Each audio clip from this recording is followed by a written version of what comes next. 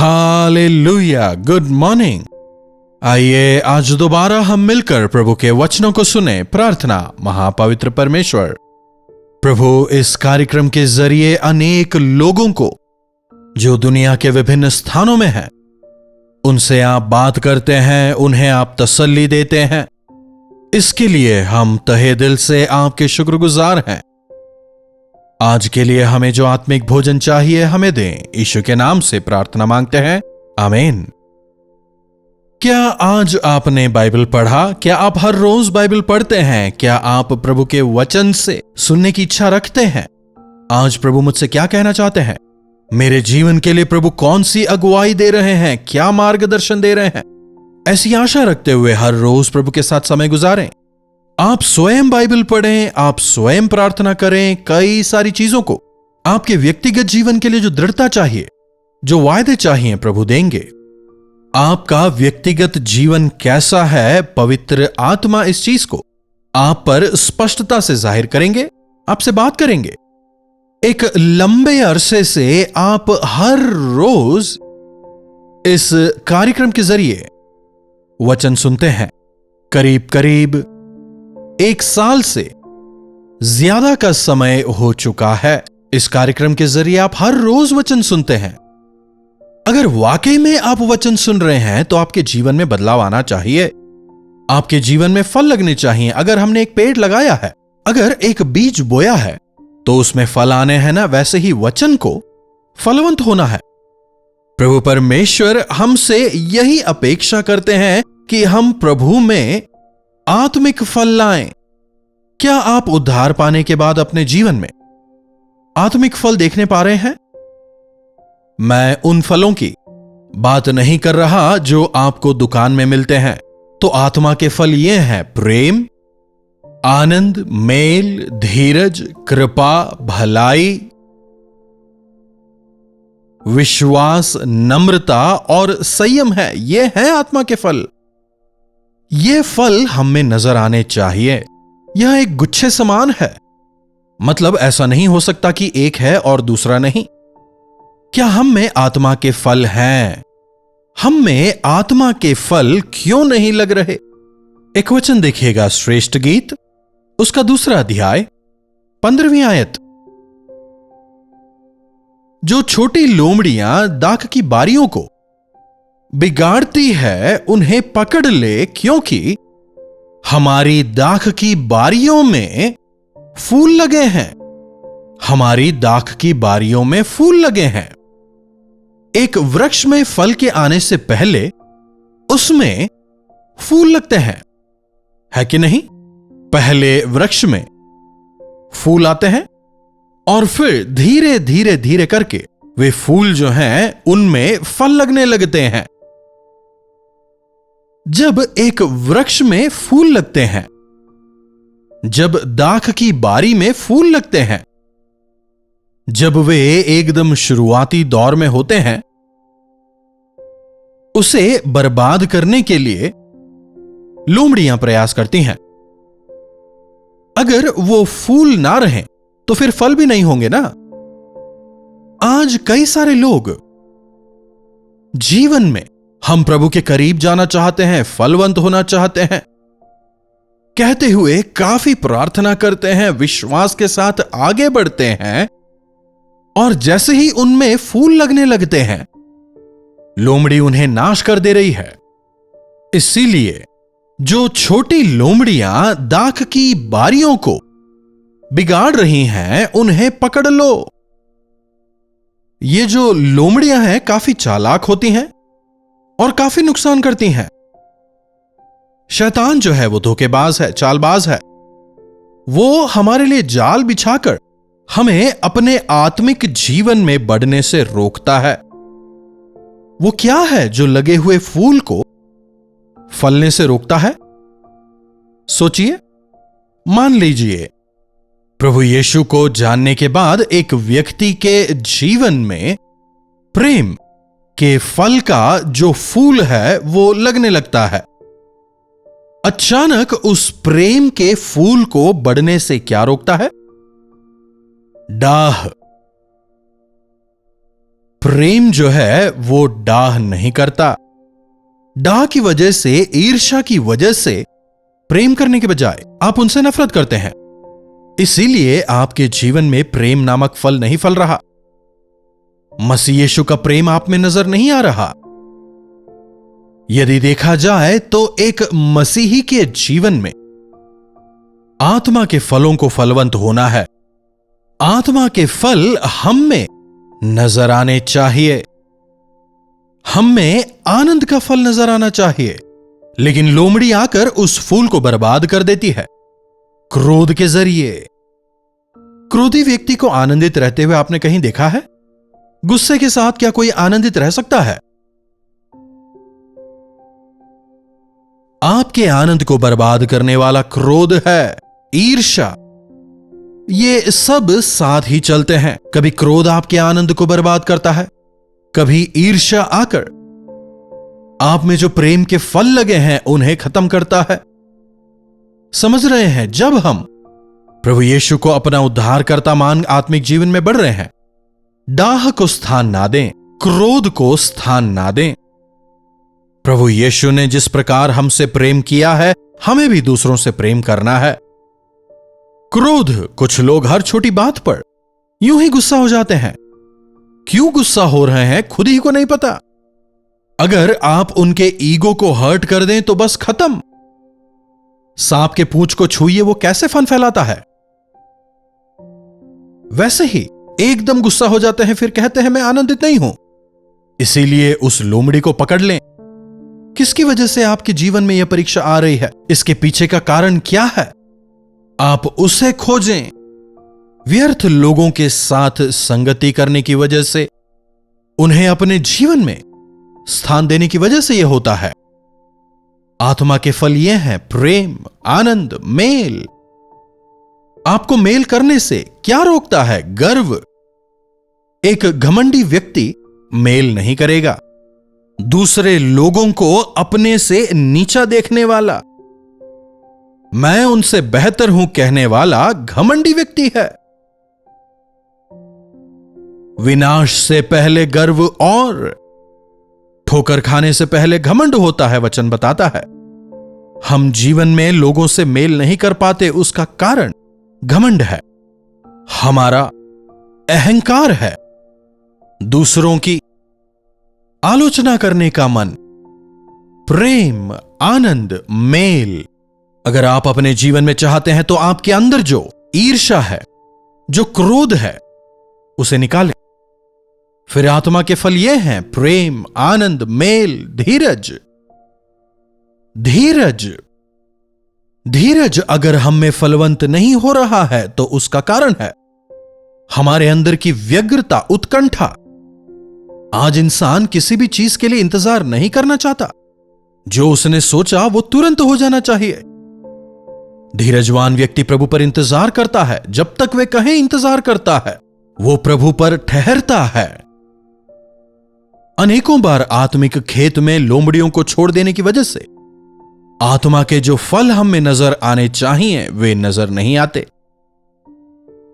कठोर होने की वजह से, हम में दया नहीं होने की वजह से कई बार हमें नुकसान उठाना पड़ता है। अगर आप दूसरों के प्रति कठोर रहें तो दूसरे भी तो आपके प्रति कठोर होंगे ना। मसीह का मन हम में होना चाहिए। उन लोमड़ियों को पकड़ लो जो आपके जीवन के आत्मिक फलों को खराब करती हैं, आपके विश्वास को, आपके प्रेम को, करुणा को, मसीह के स्वभाव को आप में खराब करती हैं। उन लोमड़ियों को पकड़ो। आप में आत्मिक फल रहें।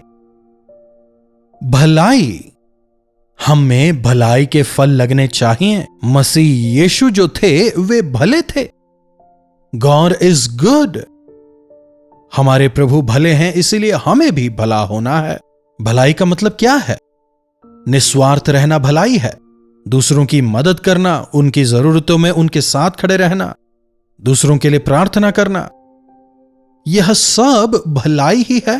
अगर आप दूसरों के लिए बोझ के साथ प्रार्थना कर सकते हैं, मतलब आपके आत्मिक खेत फल रहे हैं, उनमें फूल लग रहे हैं। आत्मा के फल प्रेम, आनंद, मेल, धीरज, कृपा, भलाई, फिर विश्वास। हमें विश्वास होना चाहिए और वो विश्वास बढ़ता जाना चाहिए। आपका विश्वास बढ़ रहा है या कम हो रहा है? एक समय हर एक चीज हम प्रभु से मांगा करते थे, बिना प्रार्थना किए कोई निर्णय नहीं लेते थे। लेकिन आज जल्दबाजी में निर्णय लेते हैं, बाद में परेशान होते हैं, बाद में दुखी होते हैं। लेकिन परमेश्वर चाहते हैं कि हम जो कुछ भी करें उनके वचन के अनुसार करें। कई बार हम दूसरों से कुछ नहीं कहते। क्यों नहीं कहते? जब हमारे निर्णय गलत होते हैं तो हम नहीं कहते जो तुमने किया वो गलत है, कहकर वे भी कहीं हमारी आलोचना ना करें। ऐसा एक डर हम में होता है। धर्मी लोग जवान सिंहों की नाई निडर रहते हैं और दुष्ट भागते ही रहते हैं। अगर हमारे जीवनों में धार्मिकता या सच्चाई ना हो तो प्रभु जिस फल की उम्मीद हमसे रखते हैं वो नहीं होंगे। प्रेम, आनंद, मेल, धीरज, कृपा, भलाई, विश्वास, नम्रता। बार बार बाइबल हमें बताता है कि तुम नम्र बने रहो। कई जगहों पर हम इसके जिक्र को पाते हैं, जो हमें बताता है कि यह काफी प्रमुख है। मूसा धरती पर जितने हुए उन तमाम में नम्र था। इतने लोगों ने उसे परेशान किया, इतने लोगों ने उसे दुखी किया, लेकिन फिर भी वो सब की भलाई ही करना चाहता था। जब परमेश्वर मूसा से कहते हैं, मूसा तू बीच में से हट जा, मैं इन सबको नाश करने वाला हूं, तुझे और तेरे परिवार को आशीष दूंगा। लेकिन मूसा क्या कहता है? प्रभु चाहिए तो मेरे नाम को जीवन की पुस्तक से काट दें, लेकिन इन पर आपका क्रोध ना भड़के, इन्हें एक और मौका दें। क्या हम में ऐसी एक प्रार्थना का जीवन है जो कोई छीन ना सके? ऐसा आनंद हमें है? क्या हम पूरे समर्पण के साथ तमाम परेशानियों के बीच भी आनंदित होकर, समर्पित होकर प्रभु के लिए जीवन बिता रहे हैं? परख कर देखें। याद रखें, प्रभु आपसे प्रेम करते हैं, आपको आशीष देना चाहते हैं। अनेक आशीषें आपको दी हैं, उन सबको आपने पाया, लेकिन क्या आपके जीवन में बदलाव आया है? क्या आत्मा के फल नजर आते हैं? क्या प्रेम, आनंद, मेल, धीरज नजर आते हैं? क्या कृपा, भलाई नजर आते हैं? क्या आप में विश्वास है? क्या नम्रता और संयम आपके जीवन से नजर आते हैं?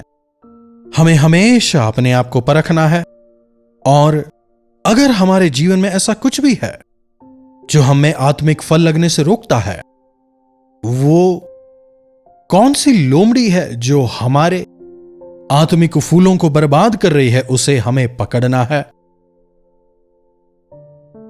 तब हम आत्मिक तौर पर फलवंत होंगे। पेटिशंस जो देखने में पाप भले ही नजर ना आए, क्रोध, जलन, ईर्ष्या, क्षमा ना करना, इन तमाम से हमें बाहर आना है। इसके लिए हमें हर रोज प्रभु के वचनों पर मनन करना है, प्रभु के वचनों की रोशनी में अपने आप को परखना है, अपने हृदयों को परखना है। वे जो छोटी छोटी लोमड़ियां हैं उन्हें पकड़कर हमें प्रभु यीशु के सामने लाना है और प्रभु हमें छुटकारा देंगे। डॉक्टर बिली ग्रैहम ने एक पुस्तक लिखी थी, द 7 डेडली सिंस। मैंने भी ये किताब लिखी थी, इन छोटी लोमड़ियों को पकड़ो, क्योंकि आज ये छोटे छोटे जो पाप हैं, देखने में भले ही ये काफी छोटे लगें, क्रोध, घमंड, ईर्ष्या, धन की अभिलाषा, आलसीपना, भुक्कड़पना, ये तमाम जो पाप हैं, ये हमारे आत्मिक जीवन की बढ़ोतरी के लिए रुकावटें हैं। घमंड, जलन, ईर्ष्या, भुक्कड़पना, थोड़ी और नींद, आलसीपना हमारे आत्मिक जीवन की बढ़ोतरी में रुकावटें हैं। क्यों ना आज हम दोबारा अपने आप को परखें। प्रार्थना। महापवित्र पिता परमेश्वर, प्रभु आपने हमें जीवितों की इस दुनिया में रखा है। हमारे जीवनों के जरिए आपका एक उद्देश्य है कि हम आपके लिए फल लाएं। हमारे जीवनों से प्रभु आपकी अच्छाई, आपकी भलाई, आत्मिक फल हमेशा नजर आने पाएं।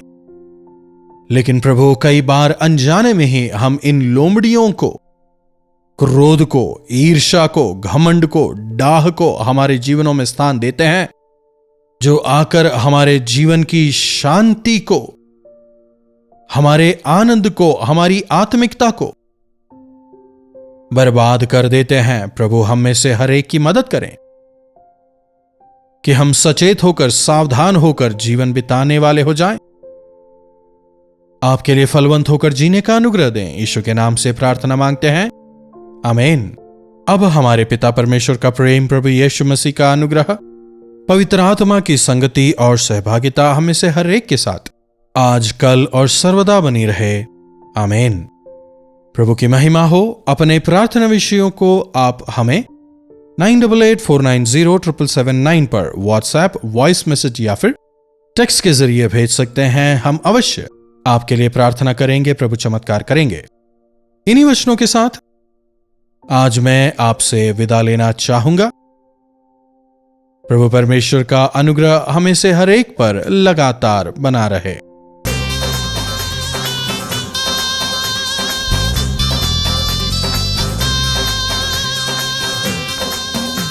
मुंबई और उसके आसपास रहने वालों के लिए शुभ संदेश। अगर प्रभु ने चाहा तो इस सितंबर 24 तारीख को हम मुंबई में एक गेट टुगेदर का आयोजन कर रहे हैं। केवल एक ही सेशन, शाम को 5 बजे से लेकर 10 बजे तक यह सेशन रहेगा। आपसे व्यक्तिगत तौर पर मिलने के लिए, आपके साथ मिलकर आपके लिए प्रार्थना करने के लिए हम आपके पास आ रहे हैं। आप जरूर आएं, इस मीटिंग में भाग लें और इस सेशन के जरिए प्रभु के चमत्कार को अपने जीवन में देखें। प्रभु चमत्कार करेंगे, इस विश्वास के साथ आएं। आपके बंधन तोड़े जाएंगे, हमें छुटकारा मिलेगा, पवित्र आत्मा हमें जरूर जयवंत करेंगे।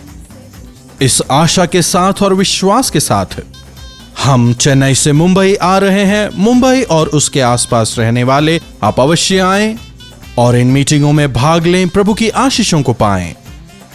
मीटिंग का वेन्यू आप सभी जानते ही होंगे, morning star school, Sion, Dharavi, Mumbai. अगर इस विषय में आप अधिक जानकारी चाहते हैं, नीचे जो नंबर आपको नजर आ रहा है उस पर आप कॉल करें या व्हाट्सएप करें, आपको तमाम अन्य जानकारियां दी जाएंगी। आपके लिए हम प्रार्थना करना चाहते हैं, विश्वास के साथ प्रभु के सानिध्य में आपके लिए विनती करना चाहते हैं। इसलिए आप भी आएं, विश्वास के साथ आएं। प्रभु इन मीटिंगों के जरिए अपने आश्चर्य कर्मों को करेंगे, इस आशा के साथ आएं। मिलकर हम प्रभु के सानिध्य का अनुभव करेंगे, उनकी आराधना करेंगे। हो सके तो अपने मित्रों को भी साथ लाएं। याद रखिएगा, सितंबर 24 शाम 5 बजे, morning star school, Sion, Dharavi, Mumbai. आप अवश्य आएं। हम मिलकर प्रार्थना करेंगे, प्रभु की स्तुति आराधना करेंगे, उनके चमत्कारों को देखेंगे। आ रहे हैं ना?